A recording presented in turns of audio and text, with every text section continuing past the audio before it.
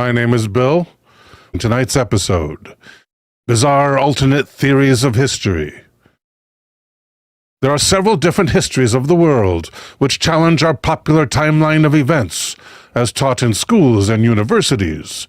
Tonight we're looking at all of these alternate histories, and we're starting right now. Here's an article at blackbag.gawker.com by Adam Weinstein, entitled, "Is Ancient History Completely Made Up by the Man?" And the author begins, "Assume a notable story on a notable day in history. The lunar landing, say, was fabricated. Now assume that 400,000 to 2 million such days were concocted. You begin to get a sense of the scope of new chronology, the empirical statistical theory that much of human history is a fiction, assembled to serve the powerful. Can you recall your middle school social studies lessons? How at some willowy point in your 11th or 12th year, you learned that recorded history begins with the appearance of writing. There were the Mesopotamians with their cuneiform scripts, the Egyptians' hieroglyphs, and demotic scrawls, and later the Greeks and Romans, whose societies form the backbone, for better or worse, of our own, if only because they kept such meticulous records. We have all sought and found these connections to our past, in museums, in books, in the ground. This is our inheritance. And it is ingrained in us so early, so matter-of-factly, that it permeates most of our existences, without demanding critical reflection. But what if it's all bullshit, writes the author. Anatoly Fomenko would like to blow your mind now, please. He will be assisted by chess grandmaster Garry Kasparov, as well as Sir Isaac Newton.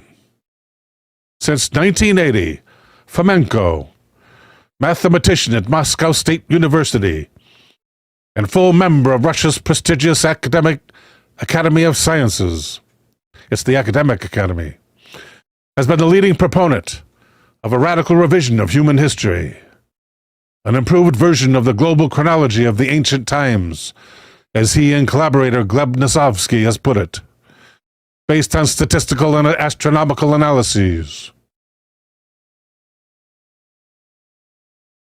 Fomenko believes there is no reliable written record of human events before the 11th century. Most of our knowledge of earlier cultures is based on texts or copies of texts that date from after that era. From that point on, chroniclers, primarily learned religious scholars, used supposition and arbitrary consensus to fix the dates of key events in history. In doing so, they grafted recent occurrences onto earlier dates, sometimes unwittingly, sometimes perniciously, thus creating numerous historical duplicates. History appears to repeat itself, suggests Fomenko, though it is thoroughly plagiarized. Because it is thoroughly plagiarized. Important distinction there. In his chronology, the events of the New Testament precede those of the Old. And in any case, most of the stories are concocted to reflect later incidents. Joan of Arc was a model for the biblical Cara Deborah. Jesus Christ was crucified in Constantinople in the year 1086. Ancient Egypt, ancient Rome, and ancient Greece were fashioned by Renaissance writers and artists. The time of the pharaohs, Fomenko suggests, may well have lasted into the 1700s. Aristotle instructed Alexander the Great, who was a czar in Moscow in the 1400s. Early English history, from the accepted names and dates to the apocryphal legends of a post-Roman King Arthur, is actually a carbon copy of 4th century Byzantium, which is itself a fiction based on late medieval events. Speaking of carbon, don't bother relying on carbon dating or other scientific chronological methods, says Fomenko.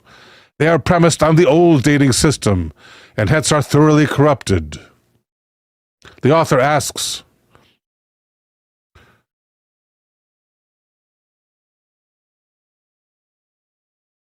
this version of events is substantiated by hard facts and logic, validated by a new astronomical research and statistical analysis of ancient sources, to a greater extent than anything you may have read and heard about history before.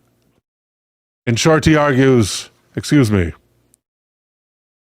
Whoops, wrong way, wrong button.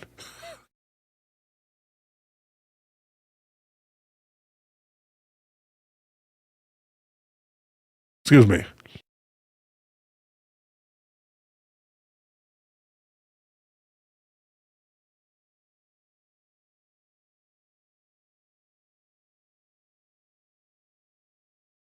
Thank you. In short, he argues, we are Baudrillardian copies without an original. We are in a matrix of medieval rules. These rules are explained in a 7-volume corpus by Fomenko that opens with Orwell's famous saw from 1984. He who controls the past controls the future. He who controls the present controls the past. The late Russian social critic, Alexander Zinoviev, provided the foreword to this masterwork. Quote, the entire history of humanity up until the 17th century is a forgery of global proportions, he wrote. A falsification as deliberate as it is universal. End quote. And here's his 7-book series, History, Fiction or Science? It sounds insane and it is derided by most modern scholars, but in fact, the new chronology has a rich history of its own, with roots in the scientific revolution and the Enlightenment, in the sincere conviction that what is real is what's demonstrable. It just so happens that much of humanity's recollection of history is shakily reconstructed and not so easily proven. Orwell's old cliché about control of the past may come as a shock to young first-time readers of 1984, but to chronologists it's old hat. Historical chronology, wrote the German historian Dietrich Hermann Hegewisch in 1854, is necessary to furnish a principle of order and to promote the orderly arrangements of social life. The murkiness of humanity's timeline is an age-old problem. Absent a solution, society itself cannot function. Entire religious schisms turn on how church fathers set the dates for certain biblical events. This stuff is important. But until science became science, a certain imprecision was baked into the effort. Ancient cultures could observe the patches of time through astronomy, tracking the movements of the sun, the moon, and the stars. But how they affixed these events on a timeline varied wildly. Even within a single culture, political and religious upheavals brought new timelines. Within 2 millennia, according to the old history, the one Fomenko challenges, citizens of Rome recognized 3 different calendars: the Roman, the Julian, and the Gregorian. The more time passes, the more necessary it became for a chronicler to reconcile all these disparities. The German historian Hegewisch said, to determine with precision the quantity or duration of the natural divisions of time is the business of the astronomer or of the mathematical chronologist. On the other hand, the civil or arbitrary divisions of time are matter of mere historical knowledge. Yet the mathematical chronologist cannot speak of the divisions of time, nor give their precise duration, without availing himself of civil divisions. I do not understand what this means. Mathematical and historical chronology are so far, therefore, inseparably connected. I'll take that for granted. Let's check out some art.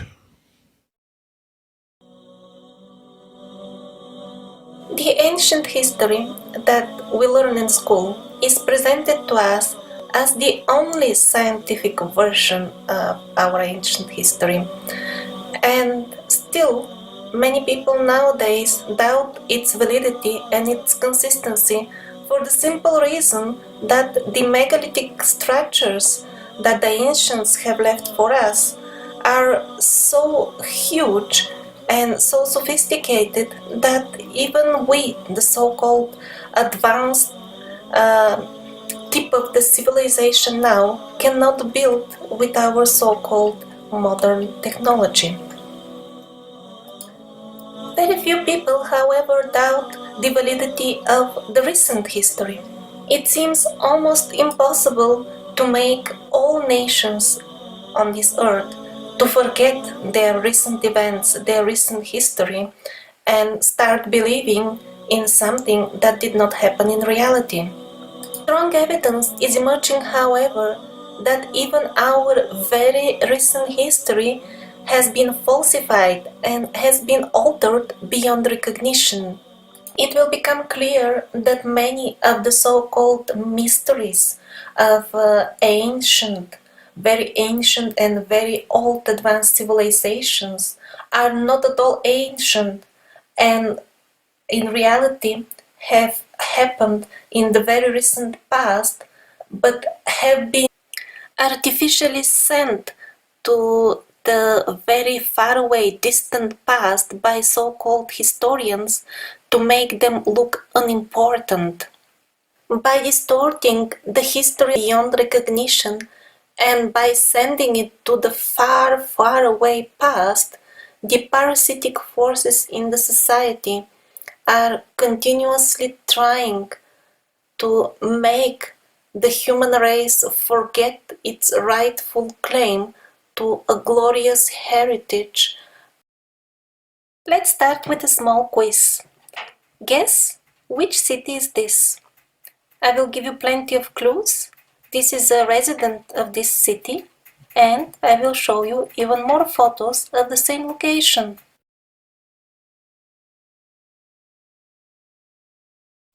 The answer of the quiz is Tokyo, and European-style buildings you saw were supposedly built in neoclassical architectural style, according to the official history. However, that is quite hard to imagine in reality, because in that time period, Japan was a very traditional country, practically closed to the rest of the world. The possibility of these buildings being built later on, after Japan opens itself for the rest of the world, is also extremely unlikely. Guess to which ruler do these helmets belong? Well, these are the helmets of the Russian emperors, the Christian rulers of Russia. The explanation of the official history is that the kings were, of course, Christian, and they were wearing these flowery elements without understanding their meaning at all, just like that, for decoration. They are assuring us that at that time the Christians and Ottomans were bitterly fighting each other, yet the very king would wear inscriptions from the Quran on his own forehead. Not only that, but the Arabic inscriptions are found on most pieces of weaponry as well, including most of the swords and everything else. And at the same time, their enemy, the supposedly enemy, the Ottomans, who are nowadays portrayed to us as some sort of fanatic Muslims, are portrayed as Christians. Some of the rulers of the Ottoman Empire, not all, are portrayed by the contemporary historians of that time as Christians. Here at Bloomberg.com is an article by City Lab Design entitled Inside the Tartarian Empire, the QAnon of Architecture, written by Zach Mortis. And it begins on YouTube videos and Reddit boards. Adherents of a bizarre conspiracy theory argue that everything you know about the history of architecture is wrong. And Mr. Mortis begins. In 1908, architect Ernest Flagg completed the Singer Building in Lower Manhattan, a Beaux Arts showstopper made for the Singer Sewing Machine Company.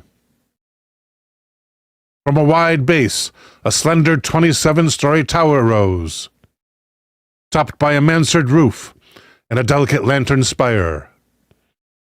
Every inch dripped with sumptuous detail inside and out. Is that the one? What's that say? That is the Singer Building right there. Right in the middle. Every inch dripped with sumptuous detail, inside and out, vaulted roofs, marble columns with bronze trim, window mullions with spiral fluting, whatever a million is. It's more than 500,000. A book was written just about its construction. For a year, it was the tallest building in the world, at 612 feet, and a celebrated landmark for decades after that. But not for too much longer. Despite its great height, the pencil-thin tower lacked office space. In the 1960s, the company sold its ornate headquarters. Demolition proceeded 7 years later. It's the tallest building to ever be peacefully demolished. By any account, it's a fantastical tale. One of the tallest buildings in the world and a New York icon, knocked down in a handful of decades. For some, it's too fantastical to believe, or perhaps not fantastical enough. A dedicated group of YouTubers and Reddit posters see the Singer Building and countless other discarded pre-modern beauties and extant Beaux Art landmarks as artifacts of a globe-spanning civilization called the Tartarian Empire, which was somehow erased from the history books. Adherents of this theory believe these buildings to be keys to a hidden past, clandestinely obscured by malevolent actors. Who, why, and to what possible end? As in many other more high-profile conspiracy theories, this Baroque theory does not offer much in the way of practical considerations, logic, or evidence, but it is grounded in some real anxieties, pointing toward the changes wrought by the modern world in general and modern architecture, and rejecting both. Tartarian-themed content is produced for YouTube videos that get picked over on Reddit. In the subreddit Tartarian Architecture Sub, which began in 2018, they have 3,300 members, though not everyone who posts and comments appears to be a true believer. A larger and more general subreddit that appeared around the same time, called Tartaria, has more than twice as many members at 8,700. As conspiracies go, Tartaria remains obscure. Twitter user Cinema Shoebox brought it to many people's attention last year with his thread. And pseudoscience debunking writer Brian Dunning recently devoted an episode of his podcast to the Tartaria theory, which appears to have first emerged in 2016 or 2017. The Tartaria storyline is not directly related to the adrenochrome harvesting satanic pedophile cabal that lies at the heart of QAnon, the conspiracy theory that crashed into the real world in 2020. But it shares some of what Peter Ditto, a social psychologist at the University of California, Irvine, who specializes in conspiracy theories, calls QAnon's cafeteria quality. There is no overarching narrative, no single authorial voice interpreting events. It's a gusher of speculation. Adherents can pick and choose which elements they want to sign on to. The overall premise is an alternative history. A vast, technologically advanced Tartarian empire emanating from north-central Asia, either influenced or built vast cities and infrastructure all over the world. Tartaria or Tartary, though never a coherent empire, was a general term for north-central Asia. Either by way of a sudden cataclysm or a steady antagonistic decline, and perhaps as recently as 100 years ago, Tartaria fell. Its great buildings were buried, and its history was erased. After this great reset, the few surviving examples of Tartarian architecture were falsely recast as the work of contemporary builders, who could never have executed buildings of such grace and beauty, and subjected them to clumsy alterations. Joachim Skar, a 26-year-old Norwegian who runs the Tartarian Meltdown YouTube channel, says, "I think that it was one worldwide civilization. It was all based on unity, oneness, peace, love, and harmony, which we do not see in today's society. There's an arch traditionalism present in the theory as well. The pre-modern buildings that we venerate are sometimes said to be more than 1,000 years old. The same people that built the Capitol in Washington built the pyramids in Egypt, according to Skar." Reached at his recording studio, Skar, who works as a plumber, is neither architect nor historian, but he has strong opinions on both disciplines. He says we have two very different types of architecture. There's modern architecture, with the name brutalism, which he describes as square concrete boxes designed to be produced very fast, very cheap, and very effectively. And then there's Tartarian architecture, a label that gets applied to anything that's particularly ornate or pre-modern, encompassing many Western styles: classical, Beaux Arts, Second Empire. The term is also used for some non-Western structures, like the Taj Mahal, structures that seem geographically or culturally dislocated, like the Beaux Art commercial buildings in Shanghai's Bund district, are particularly attractive to this theory, as are those that are impressively massive, like the pyramids of Egypt or the Great Wall of China, built, the theory goes, by Tartarians to keep the Chinese out. Anywhere there's a perceived gap between the refined craftwork of an old building and the primitive technology of the horse and buggy era, space for Tartarian speculation pops up. Thank you, Johnny Pepperson, for the super chat. Johnny says, "I don't just doubt history because of possible conspiracies, but also I'm afraid that some of the conspiracy theorists got it wrong.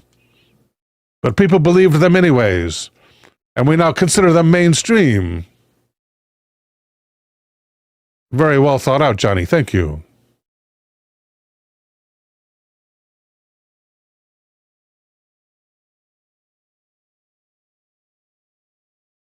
American cities of the 19th century are often rich with Tartarian appropriation. Or, and as the subtitle of this photo says, built in the 1920s, the Hong Kong and Shanghai Bank was one of several ornate Western-style commercial buildings in Shanghai's Bund district. So this evidently is of Tartarian architecture. Check out the Model Ts. Built in the 1920s, according to some. American cities of the 19th century often rich with Tartarian appropriation. especially the young settlements of the West, where grand public structures seem to emerge from the wilderness, surrounded by wood hovels and muddy streets. State capitol buildings and city halls are frequently fingered as palaces of ancient Tartaria, rather than Gilded Age municipal buildings. These photos of the Iowa State Capitol in Des Moines highlight the contrast Tartarian theorists point out. Let's check that out really quick. From the archives, historic photos of the Iowa State Capitol. Check that out, if that ain't Tartarian right there. Looks like you're in Moscow. And there it is from the air. So how could that have been constructed next to muddy streets and wooden hovels? No, they were constructed 1,000 years ago. Okay, let's check out some art. There's supposedly an ancient civilization that's been like kept secret or been erased from history because if we find out about them, then it changes like our whole way of like life. So it's basically called, I think it's called New Tartaria or Tartaria or some shit like that. Yeah. It was based where, where Russia and like it was where Russia and where Europe is, like on the top of the northern hemisphere. It was up there. Okay. So basically, this civilization was, I think, let me see if I'm correct. So I don't know how long. It might have been maybe like a couple thousand years ago, maybe 20,000 years ago, some shit like that.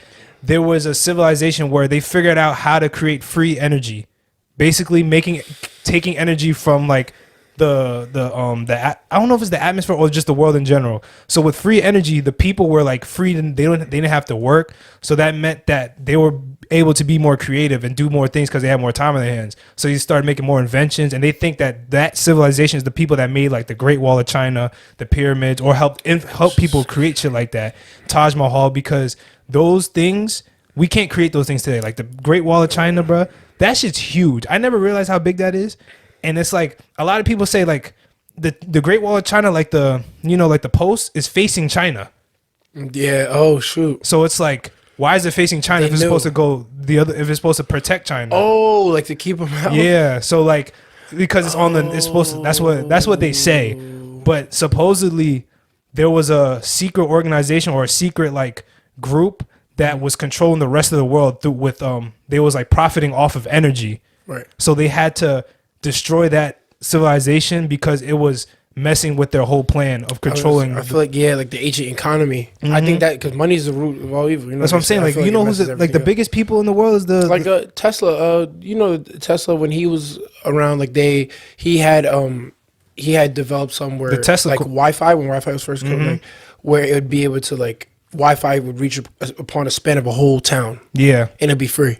They're like, we charging niggas for that shit. That's what I'm saying. I think that was the Tesla coil. Yeah, exactly. And like that's why I'm saying like I feel like they once that organization like was able to dethrone them, they just create a whole new history for us because now they're putting us in line for us to continually work and make them like more power. That's what it is. It's the economy. Yeah, because if you could charge somebody for something that you can make for free, exactly. You feel me? Or you believe you gotta do something to get it, but you know what I'm saying? Like we don't. There's a lot of things that we don't necessarily need. Like you can make. You tell me with the technology now, we can't make cars run on salt water. Exactly. Like you heard about that guy that created a car that runs off of water. Yeah, did they kill him? They killed him, bro. Yeah, it makes sense. They killed him, and they supposedly killed him, and they took away all this. They burned his whole shit. Personally, if it was me, if I made a car that could run on water, I wouldn't tell nobody. Yeah, you're not because free gas, bro. The most freaking what's it called? Powerful people in the world is the people that run the oil companies. Oh. People that run the banks and shit like that. So if you and they're just, I feel like they're just putting us in like a line. But if we had free energy, we can do whatever we want because it's like. And that Tartarian city, did they have like any like sculptures, murals, anything like any like how like there's a pyramids where to show that they were there, or is it like I think they buried remains. Okay, I think they buried everything goes down. So probably the remains. Yeah, because like I mean, I remember they used to find things like of like tools of like old, or I know they think that because you know the pyramids and shit like that, right? There's no way that we could build a pyramid today. No, we couldn't. It's literally impossible. Yeah. So it's like I feel like they knew how to like they was able to like innovate new technologies to help the whoever, or they had help to build the pyramids. And it's like we said with Nikola Tesla and that guy that made the car, they even built inventions that could change the world. Like Nikola Tesla made the Tesla coil that is literally what the whole civilization did. Like it takes energy out the atmosphere, and literally could, like you said, could charge a whole nation, bro. Created or destroyed. Science, you know, you can't be created or destroyed, so it has to be somewhere. And then exactly. Damn. So like the whole time, and then they just create a whole new. They're trying to tell us like, oh no, we're like the main civilization. We're the smartest that we ever been in life. But that's really, I don't think that's really the case for real. Because I really think the Egyptians were way smarter than us. I'm not gonna lie, bro. That's what I'm saying. Like it makes no sense how all these things, like what we've been taught in school is that we came up from cavemen, and then we just kept moving up, kept evolving over that, and so then now we're behind here. us isn't as smart as us. Exactly, but the niggas forget there's a part of history that we don't know what the fuck happened in, where we just came from cavemen to like speaking normal English. So I don't know. Here at daminteresting.com is an article written by Alan Bellows entitled The Phantom Time Hypothesis.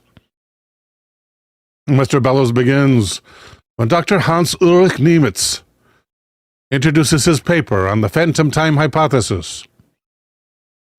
He kindly asks his readers to be patient, benevolent, and open to radically new ideas, because his claims are highly unconventional. This is because his paper is suggesting 3 difficult-to-believe propositions. Number 1, hundreds of years ago, our calendar was polluted with 297 years which never occurred. This is not the year 2005, but rather 1708. Or, let's see, add 3 and 26. I can't do it in my head. For this year, but add what to that? 523. Add 18 to that, add 18 to that. So this year would be 1726. And 3, the purveyors of this hypothesis are not crackpots. The Phantom Time Hypothesis suggests that the early Middle Ages never happened, but were added to the calendar long ago, either by accident, by misinterpretation of documents, or by deliberate falsification by calendar conspirators. This would mean that all artifacts ascribed to those 3 centuries belong to other periods, and that all events thought to have occurred during the same period occurred at other times, or they are outright fabrications. For instance, a man named Heribert Illig, pictured, one of the leading proponents of the theory, believes that Charlemagne was a fictional character. But upon what evidence is this theory based? It seems that historians are plagued by a plethora of falsified documents from the Middle Ages. And such was the subject of an archaeological conference in Munich, Germany in 1986. The Germans say München. In his lecture there, Horst Fuhrmann, president of the Monumenta Germani Historica, Germania, described how some documents forged by the Roman Catholic Church during the Middle Ages were created hundreds of years before their great moments arrived, after which they were embraced by medieval society. This implies that whoever produced the forgeries must have very skillfully anticipated the future, or there was some discrepancy in calculating the dates. This was reportedly the first bit of evidence that roused Illig's curiosity. He wondered why the church would have forged documents hundreds of years before they would become useful. So he and his group examined other fakes from preceding centuries, and they divined chronological distortions. This led them to investigate the origin of the Gregorian calendar, which raised even more inconsistencies.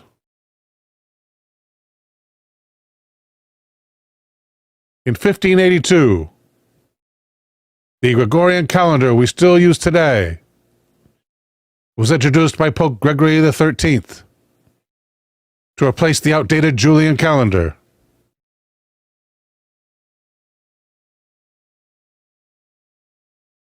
Which had been implemented in 45 years before Christ. The Gregorian calendar was designed to correct for a 10-day discrepancy caused by the fact that the Julian years was almost 11 minutes too long. But by Heribert Illich's math, the 1,627 years which had passed since the Julian calendar started should have accrued a 13-day discrepancy. A 10-day error would have only taken 1,257 years. So Illich and his group went hunting for other gaps in history and found a few. For example, a gap of building in Constantinople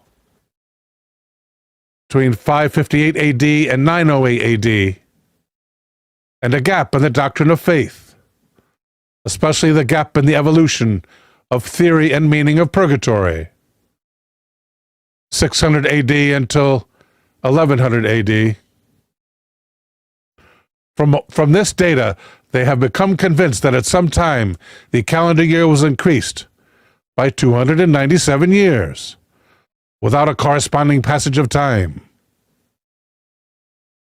Sometimes a hypothesis which challenges convention can be alluring, particularly when it could plausibly fit most of the facts. But the evidence presented by Illich and his group, mostly written in German, seems circumstantial. Their hypothesis does raise some interesting questions and point out some inconsistencies in history.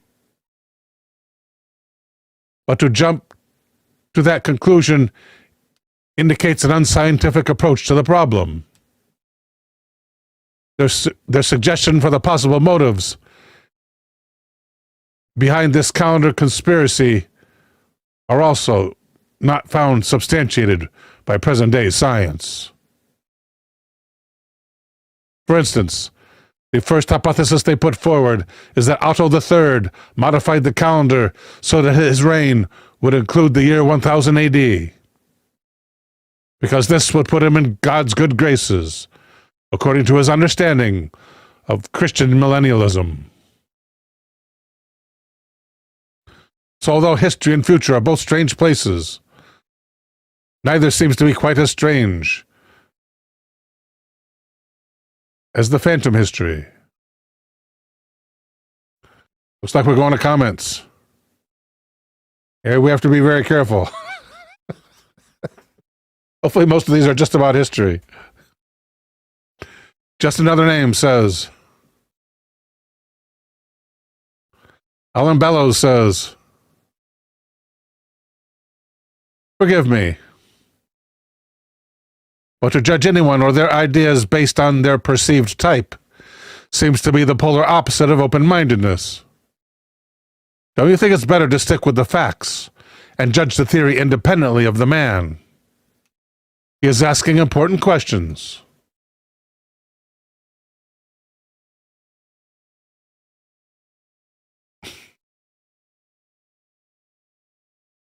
Schrodinger says, I would ask if carbon dating applies to artworks.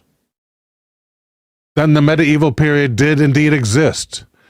This dating serves as an excellent reference point. I would add that Alan Bellows is quite correct. Illich does raise some important points.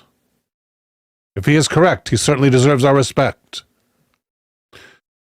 But they're also saying that the carbon dating itself is based on some of these incorrect dates. So they're saying you can't trust the carbon dating either.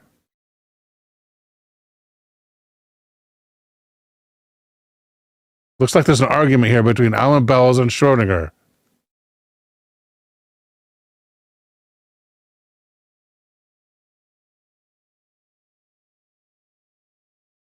Where's Alan here?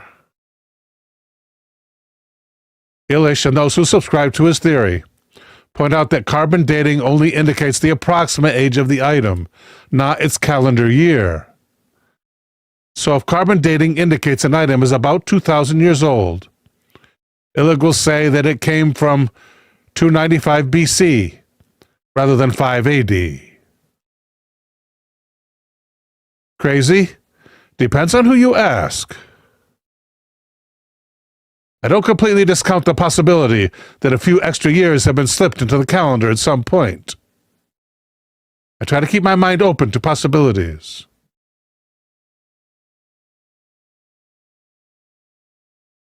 Marlon says, what a chilly reception. Don't get your fingers near all those mines snapping shut. A good test of this hypothesis is to carefully compare several civilizations' calendars for the period of the first millennium. And once agreement has been found, then compare that body of dates to our Western calendar. If all primitive civilizations, in other words, those who do not use the Christian calendar, if these civilizations have no events corresponding to that period, then it would be time to take another look at our beliefs about what happened during our Dark Ages, i.e. the Middle Ages, which is when those years are supposed to have disappeared, those nearly 300 years. Let's check out some art. Things that we're being told are not exactly the way they are. And you can see that in modern political behavior. Imagine back in the Dark Ages, no communication systems whatsoever, no literacy, no books, no manuscripts. You're a peasant. You don't even have any manuscripts. If you did, you wouldn't know how to read it. Back in those days, it's safe to say that somebody who lived at that period of time, average person, would have no idea really what happened 30 years ago, much less what happened 300 years ago. The history of the Middle Ages and much of history, it's odd to me that historians seem to have taken the accounts of that as real. We know that most of the knowledge of that period came down to us from where? Where did it come from us? From? How do we know about what happened? Who wrote it all down? Who was the only organization back in the medieval times that kept a history? The church. The church. Yeah, that's it. We didn't have CNN. In other periods, we do have independent sources that were outside of the church. But we're told that for this period, dark ages, that there was nobody writing anything down. And we have all these stories from that period of time. And they're full of kings and kingdoms and wars and battles. And they all come from the Catholic Church. And when you look at the history of the Catholic Church, and when you look at the stories, you know that there's always been an agenda there. And what was the agenda? Control, expansion, growth, maintaining the status quo, hold on to what you have, get more of what you want. So this idea of the phantom time theory, it's a big idea. I mean, if they can just go ahead and plop 300 years in relatively modern times, that's a big story. The ramifications of which are still rippling through modern-day Europe. The borders of modern-day Europe were decided during this period, it's Dark Ages. That's when the maps of Europe were originally drawn up. We had this great empire of Greece. We had this fantastic, huge technological empire of the Roman Empire. And then we're supposed to believe that 700-800 years went by, nothing. Because that's not usually typically how technology and how advancement works. That doesn't mean invention collapses. That doesn't mean that great minds collapse. People still have ambition. A great thinker will think whether it's a dark time or whether it's a light time. Why would they insert 300 years where when it didn't happen? Why? The only reason you are able to hold on to your empire is because you fought for it. You fought wars. You have kings who have been not shedding their blood for all these years. That's how you claim dominion over something. By giving yourself 300 years full of valiant kings, glorious battles. Now we own it. Because you can then control that area, because then you can convince everybody that, well, this region, east of this river, and south of this mountain, and west of that one, claim dominion over a territory that was left in the vacuum at the wake of the fall of Rome. It collapsed. They're not going to want to give that stuff away, that land. So they decided, instead of going for the sword, they're going to go and try to control through the mind control. And that's what the church is. Here's a story at iflscience.com. It's written by James Felton, and it's entitled The Silurian Hypothesis. Could an advanced civilization have lived on Earth millions of years before humans? And Mr. Felton begins. In Doctor Who, an alien species called the Silurians exists. Technologically advanced humanoid reptiles who lived long before humans, going into hiding and being basically undiscovered again until everyone's favorite time-traveling alien came along in his phone box. So far, not so science-y. However, in 2018, two scientists from the University of Cambridge named their paper the Silurian Hypothesis. Would it be possible to detect an industrial civilization in the geological record? And they named this paper after the fictional species. Published in the Journal of Astrobiology, the paper does not argue that there was a technologically advanced species long before humanity, but proposed the interesting hypothetical question of whether it would be possible to find geological fingerprints of a bygone civilization that expired millions of years ago. One of the key questions in assessing the likelihood of finding such a civilization is an understanding of how often, given that life has arisen and that some species are intelligent, does an industrial civilization develop?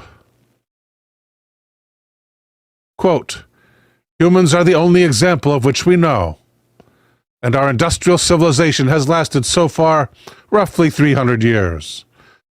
Since, for example, the beginning of mass production methods. This is a small fraction of the time we have existed as a species, and a tiny fraction of the time that complex life has existed on the surface of the Earth. This short time period raises the obvious question as to whether this could have happened before.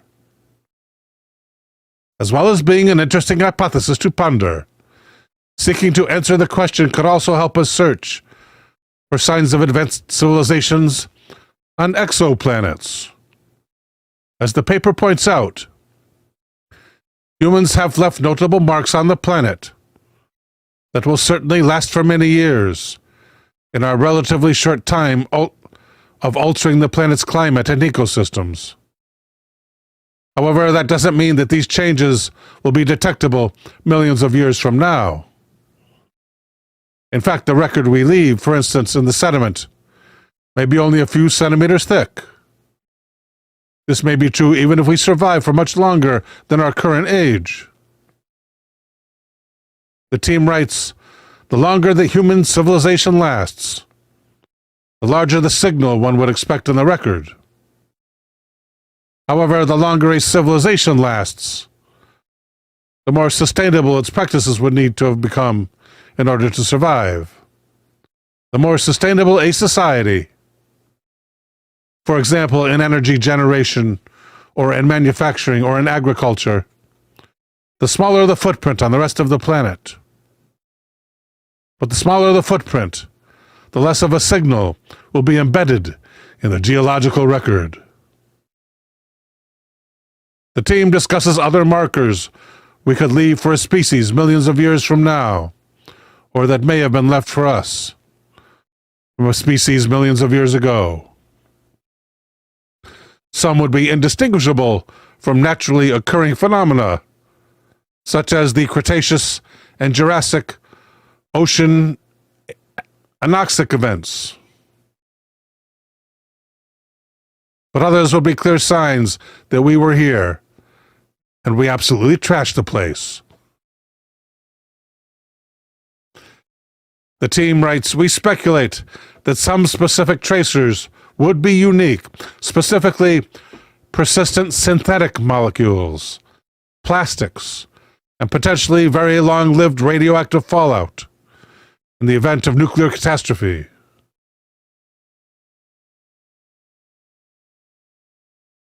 Absent those markers, the uniqueness of the event may well be seen in the multitude of relatively independent fingerprints, as opposed to a coherent set of changes associated with a single geophysical cause. End quote. The team does not give a definitive answer in the paper. Definitive.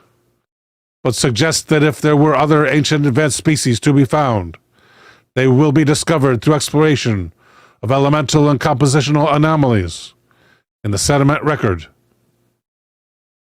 They conclude, while we strongly doubt that any previous industrial civilization existed before our own, asking the question in a formal way that articulates explicitly what evidence for such a civilization might look like raises its own useful questions related both to astrobiology and to the study of the Anthropocene. We hope that this paper will serve as motivation to improve the constraints on the hypothesis so that in the future we may be better placed to answer our title question, which was, the Silurian Hypothesis: could an advanced civilization have lived on Earth millions of years before humans? And subtitled, if a technologically advanced species existed on Earth before us, they may have left traces.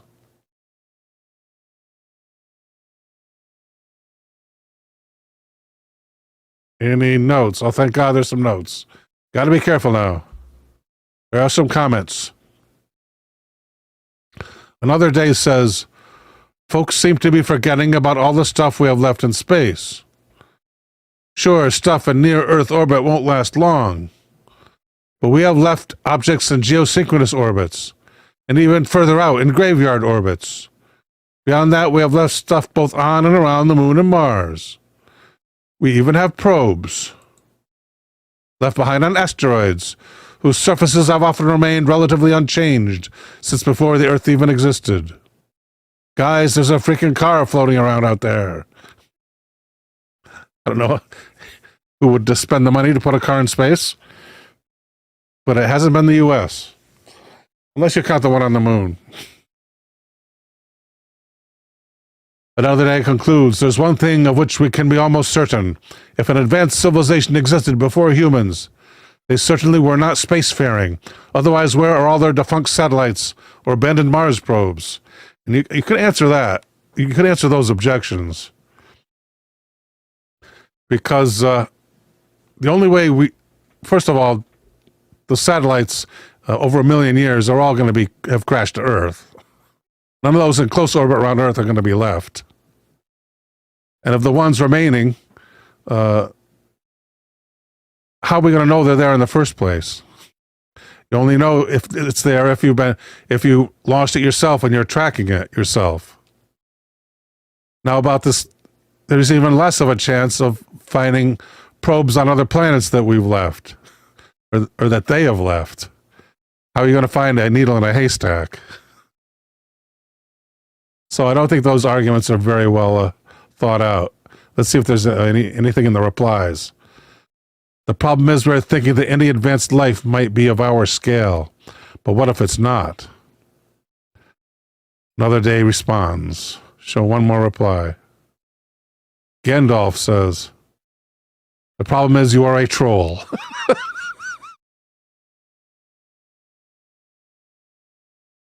Let's check out some art. We talk a lot about civilizations that came before humans. What about, we're talking about the Earth being inhabitable pretty much by complex life forms for the past 450 million years. That's humans, a long time. Exactly. And, humans in our modern format have been around for 200,000, 250,000 years.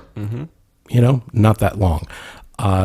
When you look at industrialization, 300 years. So you've got 450 million years. And then right at the very end, we've got modern humans, for a couple of 100,000 years. And there's also a confirmation bias thing there going on, because we are modern humans. Sure. And we happen to be, at any given time, there is going to be an apex species on a planet that has life on it.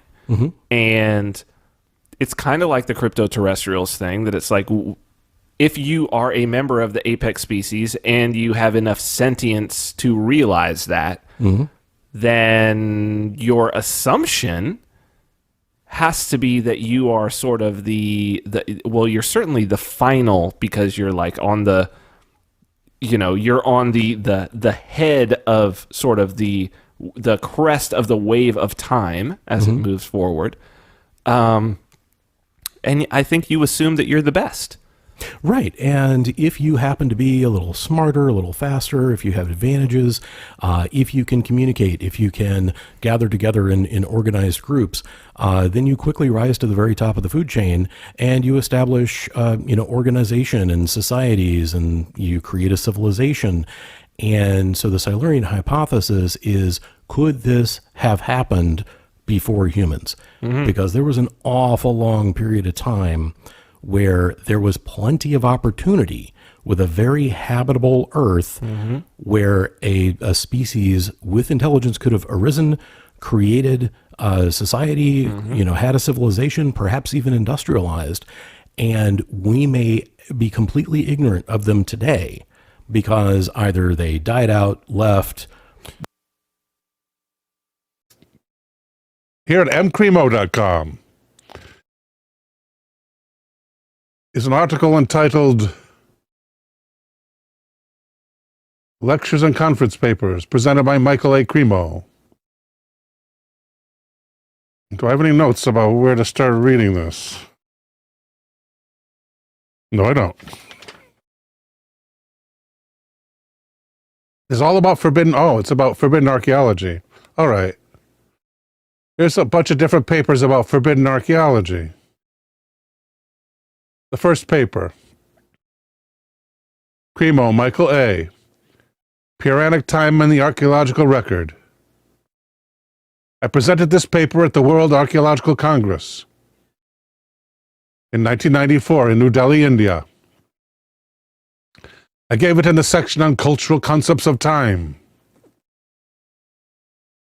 It was originally published in a collection of papers circulated to members of the section in advance of the Congress. An edited version of this paper appears in Back to Godhead. Here's the abstract. The time concept of modern archaeology. By the way, this is at mcremo.com. And modern anthropology in general resembles the general cosmological historical time concept of Europe's Judeo-Christian culture, differing from the cyclical cosmological historical time concepts of the early Greeks in Europe and the Indians and others in Asia. The Judeo-Christian cosmological historical time concept is linear and progressive. Modern archaeology also shares with Judeo-Christian theology the idea that humans appear after the other major species. The author subjectively positions himself within the Hindu worldview, and from this perspective offers a radical critique of modern generalizations about human origins and antiquity. Hindu historical literatures particularly the piranhas and the irihasas, place human existence in the context of repeating time cycles called yugas and kalpas, lasting hundreds of millions of years. During this entire time, according to the Puranic accounts, humans coexisted with creatures in some ways resembling the earlier tool-making hominids of modern evolutionary accounts. If one were to take the Puranic record as objectively true, and also take into account the generally admitted imperfection and complexity of the archaeological and anthropological record, one could make the following prediction. The strata of the Earth, extending back hundreds of millions of years, should yield a bewildering mixture of hominid bones, some anatomically but modern human and some not, as well as a similarly bewildering variety of artifacts, some displaying a high level of artistry and others not. Given the linear progressivist preconceptions of generations of archaeologists and anthropologists, one could also predict that this mixture of bones and artifacts would be edited to conform to their deeply rooted linear progressive time concept.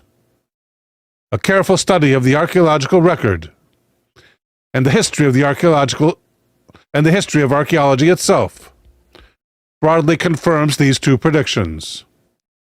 Linear progressivist time concepts thus pose a substantial barrier to truly objective evaluation of the archaeological record, building in the area of human origins and antiquity. That's the end of that abstract. Next abstract. Here we have divine nature renewing the scientific worldview. Here's forbidden archaeology, but no abstract. Okay. Here's another forbidden archaeology, no abstract. Mainstream science reacts to forbidden archaeology, no abstract.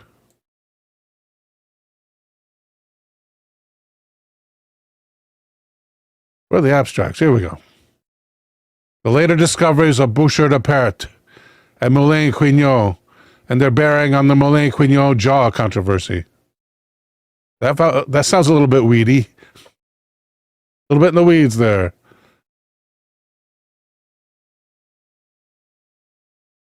There's practical application of Vedic ethical principles.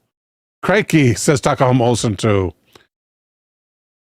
You need those Jackman's cough drops. Yeah, I have some cough drops here. Yeah, sorry about that. Takahama Olsen too. Here we go. Forbidden archaeology of the early and middle Pleistocene. Abstract. In 1998, M. Morewood reported stone tools at 800,000 years on Flores Island, Indonesia, 15 miles from the nearest land. Now remember that current mainstream scientific consensus puts the stone tools at about 300,000 years ago, first appearance. Morewood concluded tool-making hominids arrived by boat. According to standard ideas, the only hominid then in existence was Homo erectus. Boat-making and sailing are normally associated with anatomically modern humans, beginning 300,000 years ago. Morewood's stone tools he dated 800,000 years ago. Morewood chose to elevate Homo erectus culturally, but one could also elevate the Flores hominid physiologically to Homo sapiens. Anatomically modern human femurs of the same age from Java offer corroborating evidence. 1 year earlier, H. Thiem reported advanced wooden hunting spears in German coal deposits about 400,000 years old. Spears are normally associated exclusively with anatomically modern humans. Thiem chose to raise the cultural status of European Homo erectus But another possibility is to posit anatomically modern humans 400,000 years ago. Discoveries of anatomically modern human bones by Boucher de Pert at Abbeville, France, in deposits the same age as the German spears, offer corroborating evidence. The paper reviews other skeletal and artifactual evidence for anatomically modern humans in the early and middle Pleistocene in Africa, North America, and South America, in addition to the Asian and European evidence mentioned above. This evidence is consistent with accounts of extreme human antiquity found in the ancient Sanskrit writings of India. Cool. Anything else? There's an abstract, or for more forbidden archaeology. Okay, here's a forbidden archaeology of the Paleolithic. Again, by Michael Cremo. All these are by Michael Cremo, unless otherwise noted. The abstract for this paper. Over the past 2 centuries, researchers in Europe and elsewhere have found anatomically modern human skeletal remains and artifacts in geological contexts extending to the Pliocene and earlier. In the late 19th century, these discoveries attained wide circulation among archaeologists and researchers in allied fields, geology, paleontology, anthropology. At this early point in the history of archaeology, a fixed scheme of human evolution had not yet emerged, and researchers were able to approach the evidence of extreme human antiquity with little theoretical bias. With the discovery of Pithecanthropus, Java man, in the late 19th century, and the discovery of Australopithecus in the early 20th century, archaeologists and others were finally able to construct a credible and widely accepted theoretical picture of human origins, with the anatomically modern human type arriving rather late on the scene. This caused the early evidence for extreme human antiquity to be dropped from active discourse and eventually forgotten. Let's check out some art. Hey everyone, this is Derek Rose with the Conscious Resistance Network. I'm at the Free Your Mind Conference 5 in Philadelphia, and today I'm talking with Michael Cremo, the author, researcher in the hidden history of the human race. How are you doing? Good. Nice to meet you in person. And one thing I learned in these ancient writings is that humans like us have been present on Earth for many, many millions of years. Of course, that's quite different from what I learned from my teachers. They were telling me humans like us first came into existence less than 100,000 or 200,000 years ago. Before that, there were no humans like us. So I began to wonder, is what these ancient books are telling me, is it simply mythology, or is there perhaps some factual basis for it? And that's what got me looking into the history of archaeology. Yet when I looked in the current textbooks, I saw only the information that supported the current dominant theories of human origins. But I decided I'm going to look beyond the textbooks, and perhaps that is also explained by the fact that I grew up among people in the intelligence services. So I could understand there is such a thing as hidden knowledge. So that inspired me to dig into the original reports written by geologists, archaeologists, other scientists who are digging into the earth. And when I did that, I found many reports of archaeologists and other scientists finding human bones, human artifacts, and human footprints, many, many millions of years old. oh wow, So that kind of got me questioning if these reports are there in the original scientific literature, if this is what scientists are actually finding, then why isn't it in the textbooks today? And I concluded it's because of a process of knowledge filtration that operates in the scientific world. If you've got discoveries that support, the dominant ideas, they make it through the filter. But if you've got reports of evidence that radically contradict the dominant theories, we don't hear very much about them. So I collected all those reports in a book called Forbidden Archaeology, which was 900 pages long. Some people asked, well, could we have a shorter version? So Is that what I brought out this is? The Hidden History of the Human Race, which is all the same cases, but explained in a more brief way. It was my studies in the ancient Sanskrit writings of India that inspired me to start looking into the history of archaeology, because those writings, in common with the writings of a lot of the ancient wisdom traditions, speak of extreme human antiquity, the idea that humans like us have been present on this earth for vast periods of time. Here at Discovery.org is an article entitled The Scientific Controversy Over the Cambrian Explosion. Darwin called his theory descent with modification. The phrase reflected Darwin's belief that all organisms are modified descendants of a common ancestor that lived in the distant past. The only illustration in Darwin's book, Origin of Species, shows the tree of life pattern one would expect to find in a fossil record if his theory were true. The common ancestor would come first, as a single species at the base of the tree.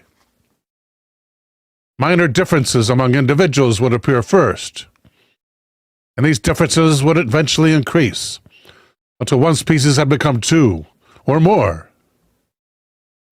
Differences among species would then grow until some species became so different they would be classed as separate genera.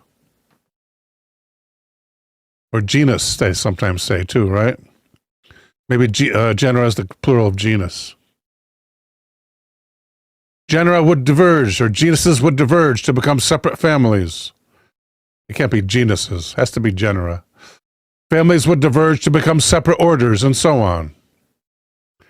Eventually, differences would become so great that where there had originally been one major division, or phylum, there would now be two. Today, there are several dozen animal phyla. The major ones include nematodes, or worms, roundworms, annelids, or earthworms, and leeches, mollusks, or clams and snails, arthropods, or lobsters and insects, echinoderms, starfish and sea urchins, and chordates, fishes and mammals. Chordates, people with spines, right?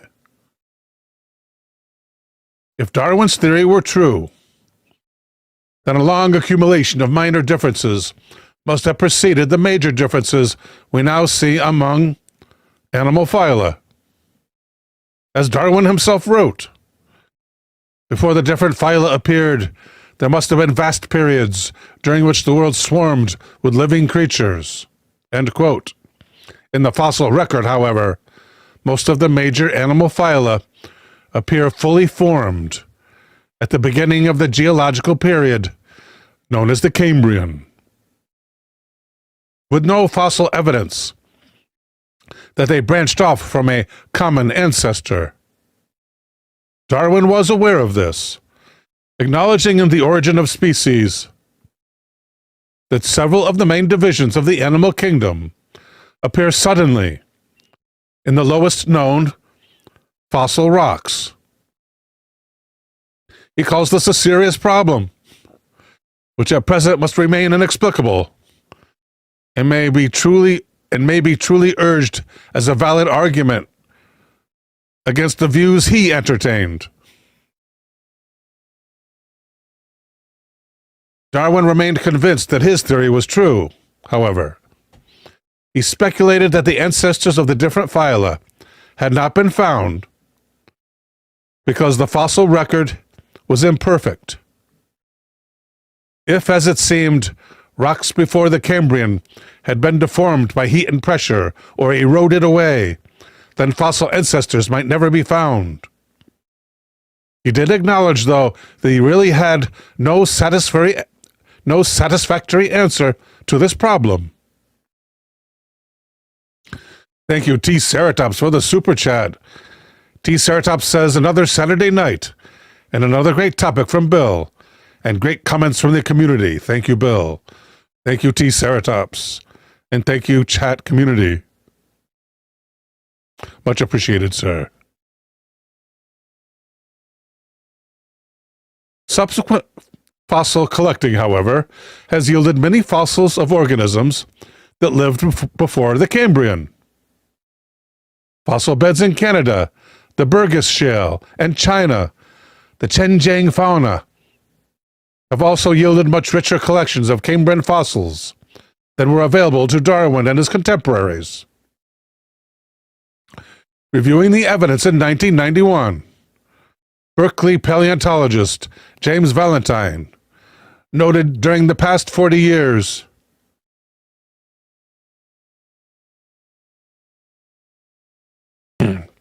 rocks older than what had now been considered to be the base of the Cambrian have indeed yielded fossils that now permit much more detailed assessments of early metazoan evolution, metazoan representing multicellular animals.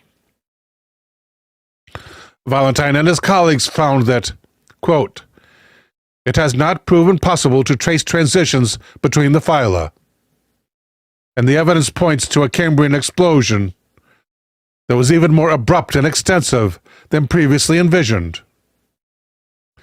The authors concluded that the Metazoan explosion is real. It is too big to be masked by flaws in the fossil record. Some scientists have suggested that fossil ancestors for the animal phyla are missing not because the rocks have been deformed or eroded, but because animals before the Cambrian lacked hard parts and thus never fossilized in the first place. According to this hypothesis, the Cambrian explosion merely represents the sudden appearance of shells and skeletons in animals that had evolved long before. The fossil evidence, however, does not support this hypothesis. First, as paleontologists Stephen Gould and Simon Morris have pointed out, the majority of Cambrian explosion fossils are soft-bodied. Second, the fossil evidence points to the appearance of many new body plans in the Cambrian, not just the acquisition of hard parts by existing phyla. According to James Valentine, another paleontologist, the Cambrian explosion involved far more major animal groups than just the durably skeletonized living phyla. It was new kinds of organisms, and not old lineages newly donning skeleton armor that appeared.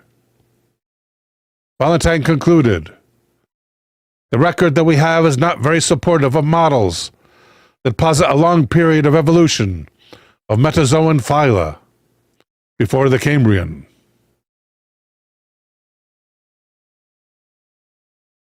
Recent studies also have emphasized the abruptness of the Cambrian explosion. After reviewing geological dating of rocks near the pre-Cambrian boundary, Bowring and his colleagues reported in 1993 that the Cambrian explosion of animal phyla was unlikely to have exceeded 10 million years. As Valentine, Jablonski, and Irwin pointed out in 1999, this is less than 2% of the time from the base of the Cambrian to the present day. Since time from the Cambrian to the present is only about 1/7 of the time since the origin of life. This means the Cambrian explosion was very abrupt indeed. Let's check out some art. When you go down the rabbit hole of King Arthur, you start to think that you've got to the end. But then you get to Cormac MacArt. Yes, A-I-R-T. The King of Ireland. Now, I thought this was extremely bizarre, but then when you ask the Irish, King Arthur was undoubtedly, unbelievably Irish. And then you look at the Stone of Destiny, which was stolen by the Scots and become the Stone of Scone. Now the point is with all of this is that there is so many stories in Ireland that are very similar to the stories in Cymru, Wales, and then you go into the stories of Geoffrey of Monmouth. How many of you have ever come? So the big question is, was actually King Arthur Irish? Back to the previous video, Arthur Mac Eden. Now, it's said that Darretar, which is Northern Ireland, or in the area of Northern Ireland today, was a small kingdom that supplies the legend, or actually factual evidence, associated with the King Arthur of Ireland. This is a much more popular story than I ever thought. The Irish really believe it. And the Irish Merlin was apparently an earlier Christian bishop called Cairn Eich. And where is King Arthur buried? At Abern Allen, which sounds like Avalon. It's too wet to do an Arthur video outside, so I decided to sit in the car. Now, when we look at King Arthur in Ireland, another fact, his sister was called Morgana in Ireland, and his arch enemy was Mordred. Now, Mordred is said to have defeated King Arthur at the Battle of Camlan, which is where Cam Allen, which is in fact Cam meaning bend in the river, Allen, i.e. Camlan or Camlan. And Camelot in Ireland, there's also a bend in the loch, which is Camloch, which could be Camelot. So tomorrow we're going to turn to Brittany and more about King Arthur there.